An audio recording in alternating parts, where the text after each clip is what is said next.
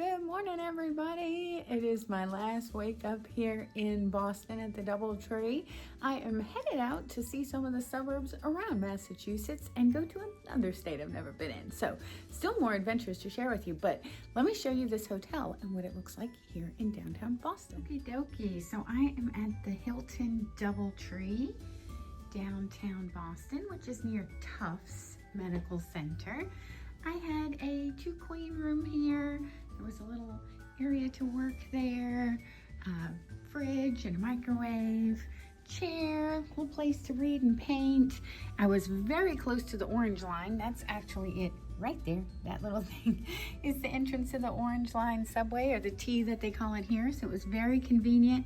And that is my gorgeous view of all of these autumn colors up here in New England. Overall, this hotel was great. Beds were comfy, rooms were massive size room for a downtown city. Had a courtyard, had a Starbucks on the first floor, cookies when I checked in, so couldn't ask for much more than that. They do have a tiny little fitness center, but it is right next door to the YMCA, which has a massive fitness center. So lots of options here if you're looking for a Hilton property, but on to the next place. All right, party people, after checking out of the hotel, I met up with a local from New York who drove me up to Salem. I am in Salem, Massachusetts. I'm standing in front of the Hawthorne Hotel. I hear there's a lot of cool stops here. I'm very excited to see the history. Let's see what we can find.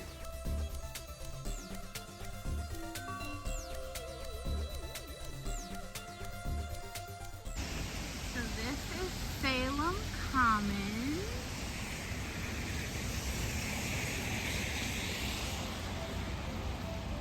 Here's the Salem Witch Museum. Dun, dun, dun.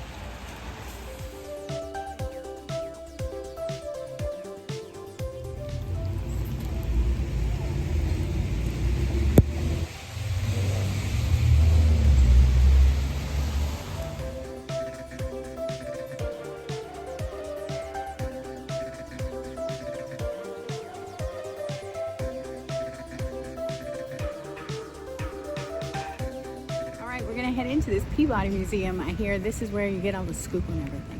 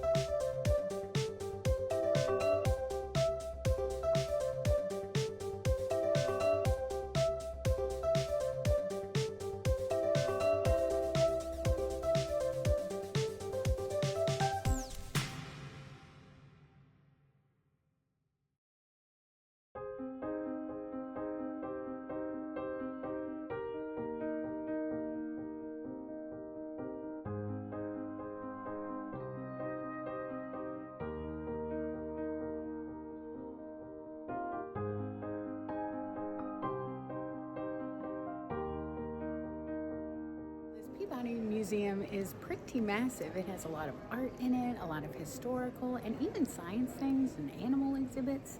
Lots to do here, but I'm gonna check out some Salem witchy stuff.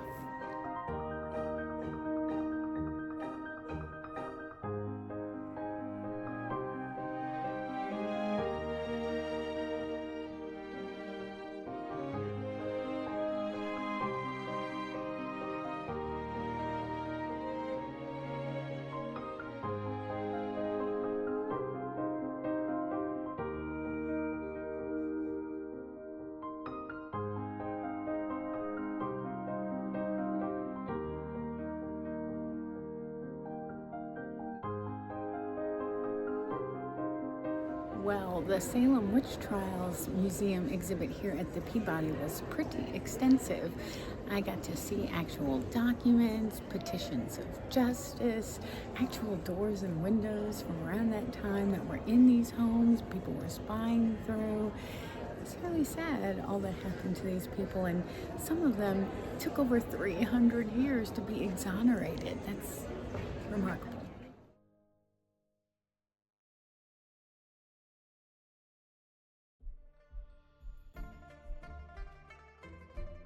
So now we're in an original Chinese house, part of the tour of the Peabody Museum.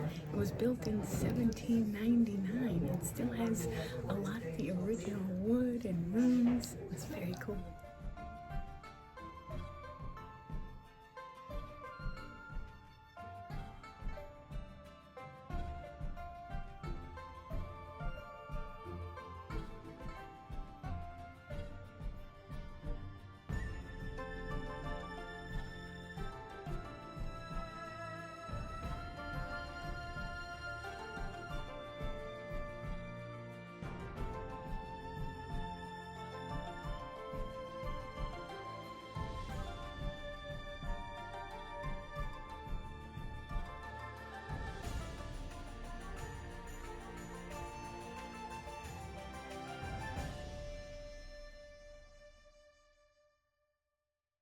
So now that we're done with the museum, I'm headed down this little cobblestone pedestrian mall to see all of the things there are to see.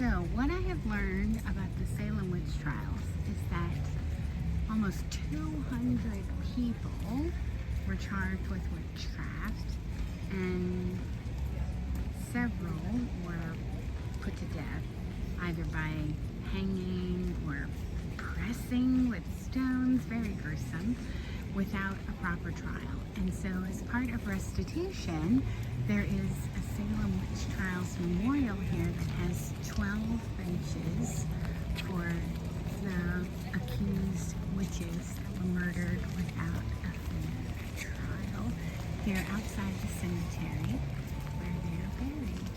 And God knows I am innocent. I do plead not guilty.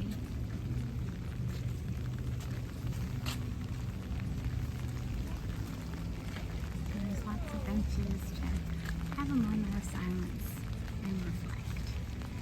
Each bench has one of their names and the date that they were executed. It's pretty sad.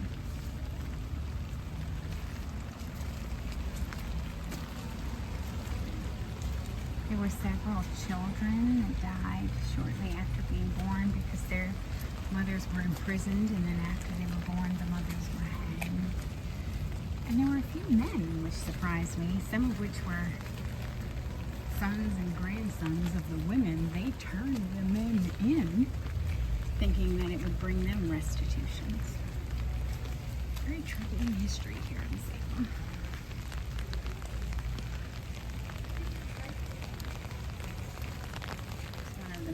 John Willard was hanged on August 10th, 1692.